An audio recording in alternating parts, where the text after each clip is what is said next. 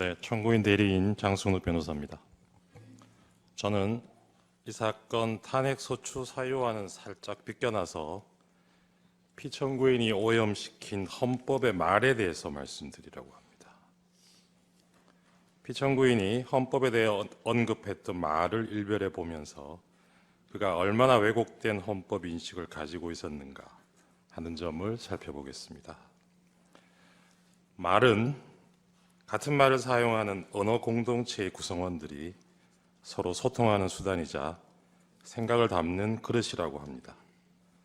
따라서 누군가가 사용하는 말이 그 말하고자 하는 대상을 제대로 담아내지 못하고 엉뚱한 의미로, 심지어 정반대의 의미로 쓰인다면 더 이상 소통은 불가능할 것입니다. 만일 그 누군가가 권력자라면 개인과 개인 사이의 소통 단절에 그치는 것이 아니라 언어 공동체 전체가 큰 혼란을 겪게 될 것입니다. 피청구인은 자신이 당선된 지난 대선 시기에 자주 헌법을 이야기했습니다. 이번 대선은 반헌법적 세력과 헌법 수호 세력의 대결이라고 하면서 이 나라의 헌법을 지켜야겠다는 마음에서 대선에 나왔다라고 했습니다. 자신의 검찰총장 이력을 내세우면서 상식과 공정을 역설하기도 했습니다. 피청구인이 강조한 헌법 수호나 상식, 공정과 같은 말들은 유권자들에게 적지 않은 울림을 주었습니다. 그 결과였는지 피청구인은 대통령에 당선되었습니다. 대통령 취임식에서 피청구인은 나는 헌법을 준수하고로 시작하는 대통령 선서를 하였습니다. 이어진 취임사에서 피청구인은 민주주의 위기의 원인으로 반지성주의를 지목하면서 그 극복 수단으로 합리주의와 지성주의를 말하기도 했습니다. 그러나 피청구인이 얘기한 공정과 상식, 합리주의와 지성주의, 헌법 수호라는 말의 의미가 국민 일반의 보편적인 인식과는 다르다는 것을 확인하는 데에는 그리 오랜 시간이 걸리지 않았습니다. 피청구인이 대통령으로 취임한 지 넉 달쯤 되었을 무렵입니다. 미국 순방 중에 피청구인이 사용한 비속어가 논란이 된 적이 있습니다. 이후 대통령실은 그 논란을 집중 제기했던 특정 언론사 기자의 전용기 탑승을 배제하는 조치를 하였습니다. 이에 대해서 피청구인은 대통령의 헌법 수호 책임의 일환이라면서 부득이한 조치라고 했습니다. 헌법이 보장하는 언론의 자유를 탄압하면서 헌법 수호를 내세운 것입니다. 이후로도 피청구인의 반헌법적인 언사는 지속적으로 반복되었습니다. 2022년 10월경에는 적대적 반국가 세력과는 협치가 불가능하다고 했습니다. 협치의 대상인 야당을 적대적 반국가 세력이라고 규정한 것입니다. 2023년 광복절 경축사에서도 우리 사회를 자유민주주의와 공산전체주의로 갈라진 분열적 상태로 규정하면서 사실상 진보적 시민사회와 야권을 싸잡아 반국가 세력, 공산전체주의 세력이라고 낙인 찍었습니다. 이후로도 정부나 대통령의 비판적인 세력을 자유민주주의에 반하는 것으로 보고 이들을 척결 대상으로 삼겠다는 피청구인의 인식은 갈수록 강고해졌고 그의 언어는 더욱 강팍해졌습니다.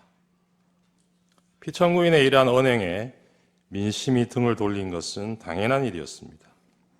2024년 4월 총선에서 국민들은 피청구인의 독단적인 국정 운영에 대해 냉엄한 심판을 하였습니다. 그러나 그러한 총선 결과를 받아들고도 비판 세력에 대한 피청구인의 태도는 달라지지 않았습니다. 오히려 선거 결과를 부정선거의 탓으로 돌리려는 망상을 키워온 것으로 보입니다. 피청구인은 급기야 종북 반국가 세력을 척결하겠다면서 45년 만에 비상계엄을 감행하기에 이르렀습니다.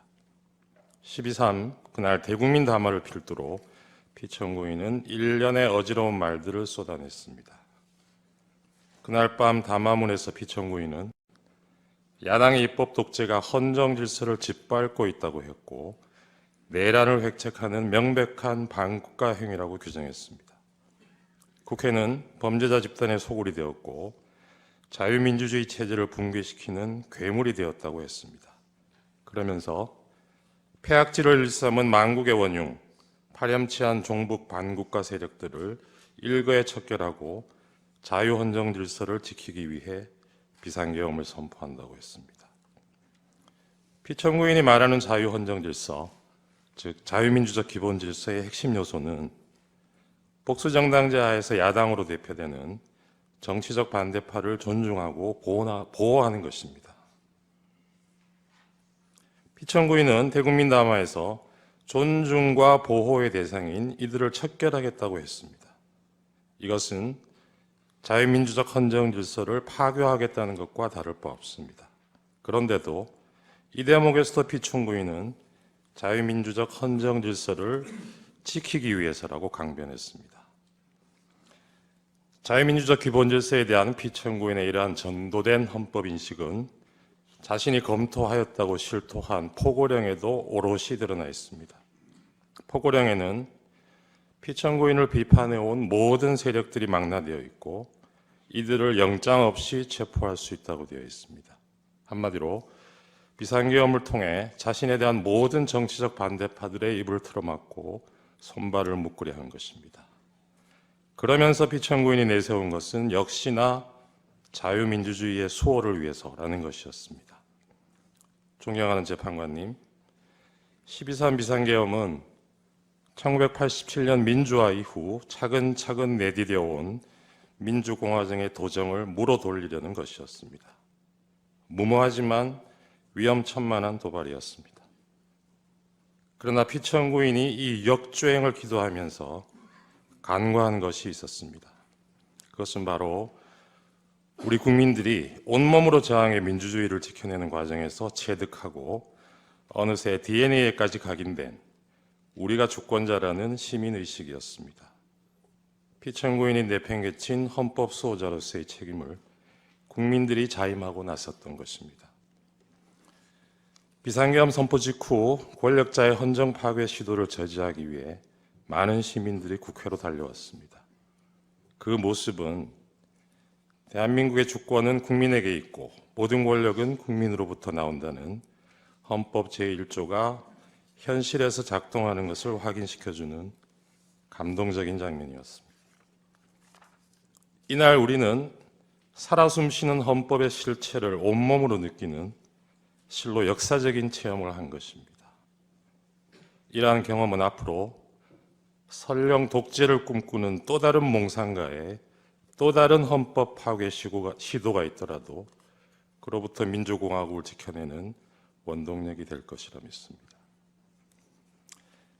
탄핵 결정이 나온 후에 우리 사회가 분열과 혼란을 겪을 것이라고 걱정하는 사람들이 적지 않습니다.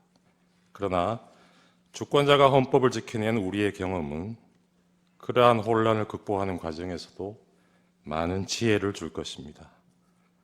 따라서 그 혼란의 시간은 길지 않을 것입니다.